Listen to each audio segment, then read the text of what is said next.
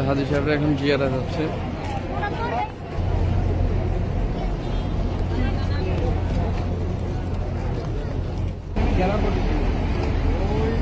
জায়গাটাতে মক্কাতে মেয়েদেরকে শিশু বাচ্চাদের এটা হয়েছে এক গর্ত করে এখানে পরে মেয়েদের ঢুকায় মাটি চাওয়া দিত, জিন্দা কবর দিত। এটা আগে আমি জাহিলিয়াতের যুগে কন্যা সন্তানকে কবর দিতে জীবিত, এটাই এটা সে জায়গা। আর আল্লাহ এখন এরা অপমান মনে করছে জিন্দা গর্ত করতে।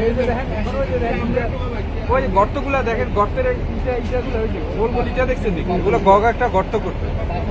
হ্যাঁ, গর্ত করে এখানে একটা দুইটা জয়ে আবার এটা সবচেয়ে ওমর রাদিয়াল্লাহু তাআলা বলতো যে তোমরা যদি কেউ মেয়েরে জিন্দা কবর দিতে ভয় পাও আমারে দিও, আমি দাফন করে দিই, এখন কঠোর দিতেছি।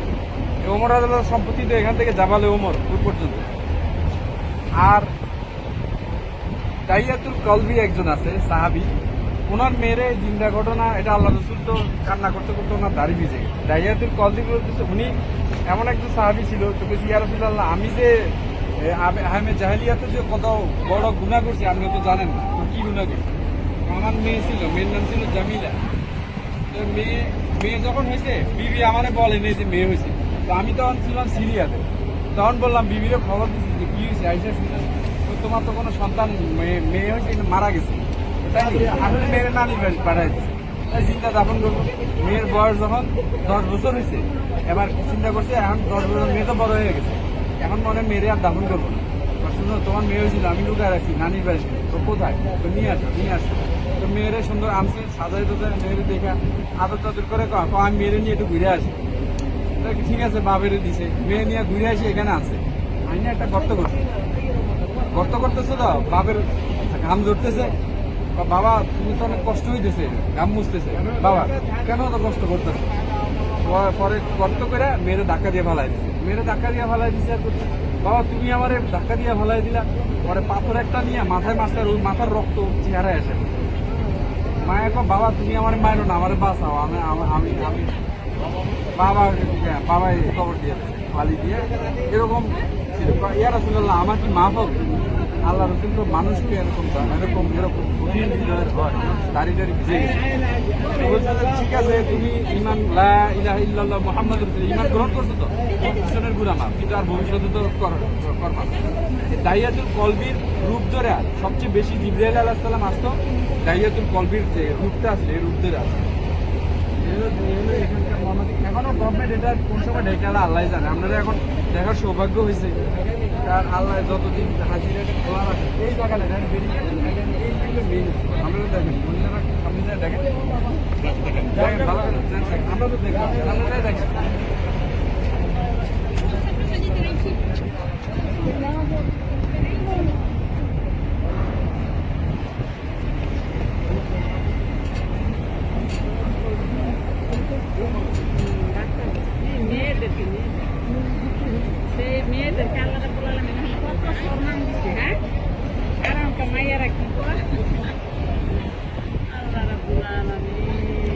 দেখছেন গর্তগুলি।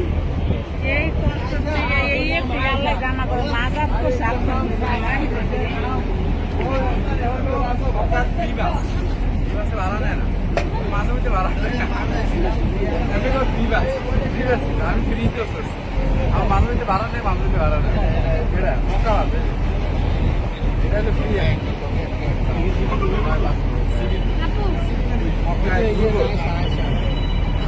বিভিন্ন জায়গায় ভাড়া নেন, আমার মাঝে আচ্ছা হাজিরা আমরা আরো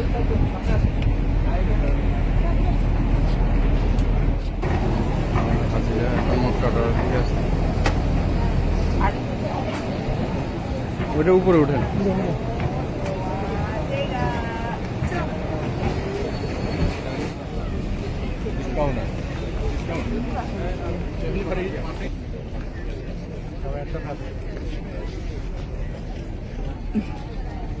আমরা এদিকে আসেন ইনশাআল্লাহ। আলহামদুলিল্লাহ এই যে দেখেন হলুদ যে ঘরটা দেখতেছে এটা হলো আল্লাহ রসুলের ঘর ছিল, আম্মাজান আমেনা আলাইহিস সালাতু ওয়াস সালাম ওনার ঘর, এটা আম্মাজান আমিনার ঘর। আম্মাজান আমিনার ঘর মানে আল্লাহ রসুলের ঘর।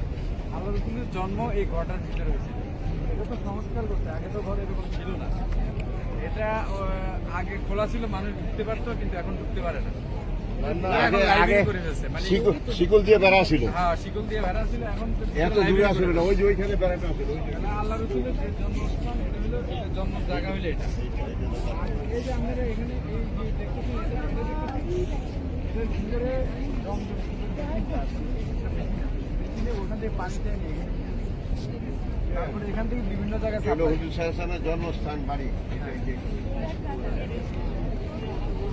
এটা এটা আর ওনার চাচার বাড়ি ছিল এই যে এটা, এই দেখেন ওই যে পায়খানা দুটো। চাচার বাসার সামনেটা নিয়েছি। এখন তো সরকার টয়লেট করে নিয়েছে, এই জায়গাটা নাই। আরেকটা জিনিস দেখেন, এটা হলো মারোয়ার, ওই গম্বুজ দেখছেন এটা, হ্যাঁ সাফা মারোয়া আছে না, মারোয়া হলো এই জায়গাটা। আর ওই যে ওই সাইডে দেখছেন, এটা হলো সাফা। ওই যে ওই যে ওই যে মিনার রিসেট, এই যে এই জায়গাটা, এটা পুরোটা সাফা মারোয়া জায়গা। এখানে কয়েক তলায়, নিচ তলায় সাই করতে পারে, মাঝখানেও করতে পারে, উপরেও করতে পারে। এটা হলো সাফা মারোয়া। আর এটা দেখতেছেন, এটা এটা বাসের বাসা। এই পাহাড়টা হলো নাম হলো জাবালে আবু কুবাইস। এটা অনেক বিখ্যাত পাহাড়। এই পাহাড়ের উপরে উঠে আল্লাহ রসুল চাঁদের দ্বিখণ্ডিত করছে। এই পাহাড়ের উপরে উঠে, এই যে পাহাড়ের উপরে দাঁড়ায় আল্লাহ রসুল চাঁদকে দ্বিখণ্ডিত করছে। এখন এটা বাদশার বাসা করছে। এবং আরেকটা জিনিস আছে, হ্যাঁ, এবং এখানে ইব্রাহিম আলাইহিস সালাম দাঁড়ায়, আল্লাহ বলতেছে যে ইব্রাহিম যখন ইব্রাহিম আলাইহিস সালাম বাইতুল্লাহ তৈরি করার পরে এখানে বলতেছে যে আল্লাহ বলতেছে ইব্রাহিম আপনি ঘোষণা দেন, হজের ঘোষণা দেন। তো এখানে ইব্রাহিম আলাইহিস সালাম এই জাবাল আবু কুবাইসে উঠছে। তখন বলে যে হ্যাঁ এটার উপরে পাহাড় ছিল। তো বললো আল্লাহ আমি যে এলান দিই, তো কে আমার এলান শুনবে? তো বলছে যে তুমি আপনি এলান দেন, দাবি করছে হজের এলান দেন, বাকি হজে কারা আসবে সেটা আমার বিষয়, আমি পৌঁছাবো। তো উনি এলান দিছে, হজের এলান দিছে। তখন এই আওয়াজটা রুহ জগৎ পর্যন্ত আল্লাহ পৌঁছায় দিছে। রুহ জগতে যে যতবার বলছে লাব্বাইক লাব্বাইক লাব্বাইক, সে ততবার উমরাতে আসবে, ততবার হজে আসবে। আপনারা যে যতবার উমরাতে আসছেন, লাব্বাইক করতে করতে আসছেন, ততবারই রুহ জগতে আপনারা লাব্বাইক করছেন। এজন্য যে যতবার করছে সে ততবারে আল্লাহ আনবে। আর এটা এটা সাফা মারোয়া। আর মসজিদুর এইখানে হযরত আমাদের হাজরা আলাইহিস সালাম এই সাফা মারোয়া এরকম দৌড়াদৌড়ি করছে। আর জমজমের যে অরিজিনাল টু, এটা কিন্তু মাকাম ইব্রাহিম আছে না, মাকাম ইব্রাহিম হাজরা আসওয়াদের মাঝামাঝি এই জায়গাটা দিছে। এখন এটা বন্ধ করে ফেলছে, যেহেতু আগে মানুষ গোসল করতো, ওইটাতে পানি দাঁড়ায় খাইতো, এটা বন্ধ করে ফেলছে। মানে কারণ মানুষ তো অক্ষত, মানুষ বেড়ে গেছে, এটার কারণে এটা বন্ধ করে ওইটা থেকে পানিটাই এনে এখানে নিয়ে মেশিনটা এখানে পড়ে। এটার মাঝখানে মেশিনটা আছে, এখান থেকে সাপ্লাই দেয়। আপনারা মসজিদুল হারামের ভিতরে যে কন্টেনার গুলো আছে, ওগুলো হলো জমজমের পানি। বাইরে যেগুলো আছে এগুলো কিন্তু নর্মাল পানি। আবু জাহেল না? হ্যাঁ, এটা বাসাটা লাভ হচ্ছে। আর শুধু মসজিদের নববী আর মসজিদুল হারামের ভিতরে যেগুলো কন্টেনার, যেগুলো এগুলো জমজমের পানি। বাইরে যেগুলো এগুলো শুক্রবারে শুধু জমজমের পানি পাবেন, বাইরে দেয় শুক্রবারে। বাইরে কন্টেনার দেখছি যে এগুলো শুক্রবারে বাইরে কন্টেনার বের করে না, ওগুলো তো জমজমের পানি। কল টল বসান, এগুলো সব নর্মাল। হ্যাঁ, এগুলো সব নর্মাল পানি। জমজমের ভিতরে কন্টেনার লেখাই আছে জমজম ফর ড্রিঙ্ক ওয়াটার। কিন্তু আমরা অনেকে বোতল দিয়ে আনি, আসলে কিন্তু নেওয়া হয় না। আমের দরকার যত বেশি খাওয়া যায়, ঠিক আছে। বোতল নিয়ে যদি নিষেধ করে, তাহলে নিষেধ। যে জায়গায় নিষেধ আছে ওটা যদি মানে, এটাই ইবাদত। এই ইবাদতটা সহি হবে। কারণ চালাকি করে আল্লাহর ইবাদত আল্লাহর কাছে গ্রহণযোগ্য না। কেউ রে কিলাই গুতা আমি যে হজরে আসলে চুমা দিয়ে যে গুনাহ কামাবো, আমি দূরে থেকে এটা চিন্তা করলাম যে আল্লাহ অন্য মুমিনরা এখানে যায় চুমা দেখ, আমি কারোর কষ্ট দিলাম না। আপনি চুমা দিয়ে যে নেকি দিবেন, তার চেয়ে বেশি নেকি আপনার দিন। কেউ চুমা দিয়ে সাকসেস হতে পারবো না যদি আল্লাহ সাকসেস না করে। কারণ সাকসেসের মালিক আল্লাহ। এই যে পাথর দিকে ওমর রাদিয়াল্লাহু তাআলা বলছিল যে হেও পাথর, তোমারে কোনোদিন আমি চুমা দিতাম না যদি আমার নবী তোমার চুমা দিত। তার মানে এটা বোঝা যায় তোমার কোনো ক্ষমতা নেই, ক্ষমতা আল্লাহর হাতে, ফায়েজ বরকত আল্লাহর হাতে। হ্যাঁ, আমি এই জন্য চুমা দিব, নবী চুমা দিছে, এটার ভিতরে তাইলে ফায়েজ আছে, ঠিক আছে। বাইতুল্লাহর গিলাপ ধরে কানবো, কিন্তু আমরা বাইতুল্লাহর ইবাদত করি না, বাইতুল্লাহর রবের ইবাদত করি। বাইতুল্লাহ বরকতময় করছে, আমরা ওখানে ফয়েজ বরকত দিতে আসি। বাকি বাইতুল্লাহর ক্ষমতা নাই, বাইতুল্লাহর রবের ক্ষমতা আছে। আর ইবাদতও করি, তওয়াফও করি কার? আল্লাহর ইবাদত, তওয়াফ করি। আমরা বলতে এর জন্য তওয়াফ করি। আগে আকসার দিকে আমরা নামাজ পড়তাম, যখন কেবলার দিকে ঘুরে এলো, কেবলার দিকে চলে আসে। আমরা তাহলে আল্লাহর হুকুমের পালন করতেছি, আর কিছুই না। তাইলে এই আকসার আগে আবার কেবলাই প্রথমে আদম আলাইহিস সালাম এসে প্রথমে এই বাইতুল্লাহ ঘর নির্মাণ করে। প্রথম এই ঘরের আদম আলাইহিস সালামের আসার আগে জিনরা তওয়াফ করে। তখন মানুষ বলে কোনো কিছু দুনিয়াতে ছিল না। আল্লাহ কোরআনে বলছে না যে এমন একটা সময় ছিল যে মানুষ বলে যে কোনো একটা প্রাণী আছে এটা কোনো আলোচনার বিষয় ছিল না। সৃষ্টি জগতে মানুষের কোনো অস্তিত্বই ছিল না। মানুষ হলো একটা যে জানোয়ার, কবুতরও মানুষের আগে সৃষ্টি। মানুষ হলো আল্লাহর সৃষ্টির জগতে সর্বলাস্ট ক্রিয়েশন। একটা ঘাসের পরে মানুষের সৃষ্টি করছে আল্লাহ, সর্বশেষ সৃষ্টি মানুষ। হ্যাঁ, বনি আদমরে সর্বশেষে সৃষ্টি করছে। তারপরে পৃথিবী বানায়া এই প্রথম সারা দুনিয়া পানি ছিল, কোথাও কোনো মাটি ছিল না। পরে আল্লাহ পাক এই বাইতুল্লাহ যে কাবা ছিল এখানে প্রথম মাটি আল্লাহ সৃষ্টি করে এই জায়গাটায়। পরে আস্তে আস্তে মাটি ছড়ায় সারা দুনিয়াতে মাটি দেয়। এর ফলে প্রাণী দেয়। আরেক দিনে আল্লাহ প্রাণী সৃষ্টি করে, আরেক দিনে গাছ সৃষ্টি করে। এভাবে করে করে সর্বশেষে মানুষ আদম আলাইহিস সালামের কায়া তৈরি করে, মাটি বানায় পরে আসমানে রাখে।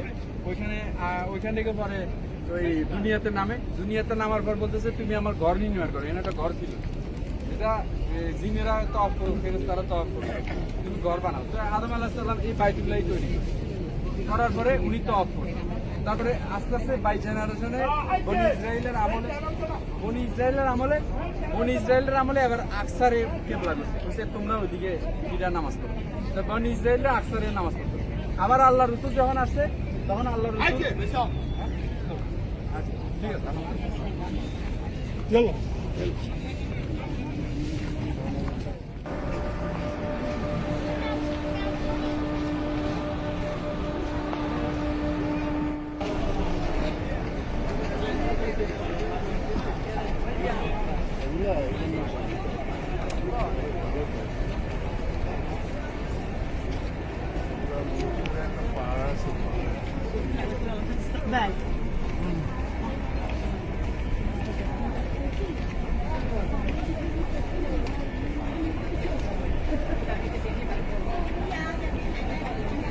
আন্টি সিস্টেম দেখছেন?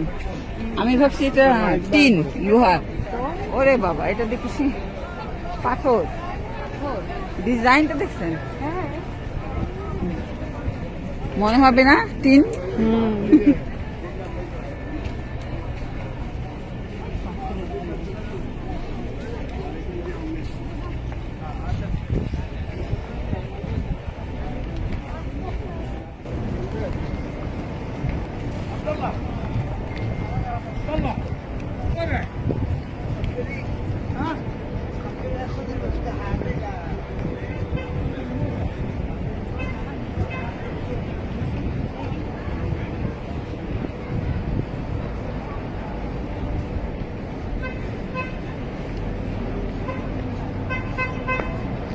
ব্রাদার্সের জিনিস এগুলো সব ইসরায়েলের প্রোডাক্ট। আপনি যদি এগুলা কিনেন তাহলে পরোক্ষভাবে আপনি মুসলমান মারার জন্য সহযোগিতা করবেন, কিন্তু এগুলো যদি না কিনেন তাহলে আপনি কি করবেন? সহযোগিতা করবেন। আপনারা তো বলতে পারবেন যে যুদ্ধ যেতে পারেনি, এভাবে আমি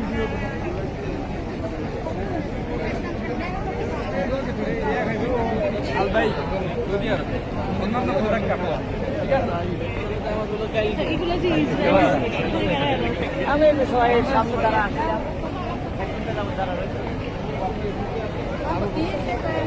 ওই যে ইসরায়েলি না বলছে আল বাইক, ওটা সৌদি আরবে, ওটা দিয়ে খাবেন। এটা কার ইয়ে ছিল? হ্যাঁ, এটা কার ইয়ে ছিল? Abu Bakr.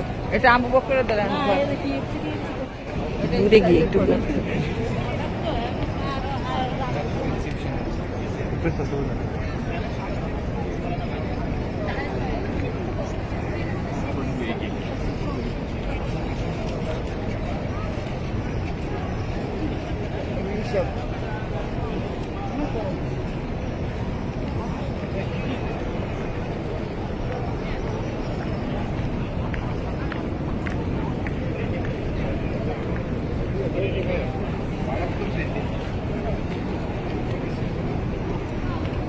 Allahu Akbar kabira.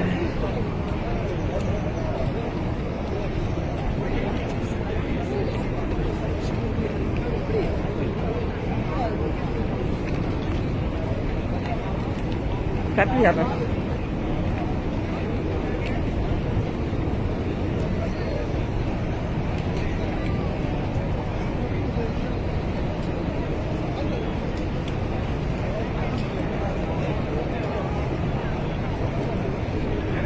Abu বকরের এলাকা। আবু বকর বাইতুল হারাম ওয়াশরুম যাওয়ার জন্য আবু বকর অফিস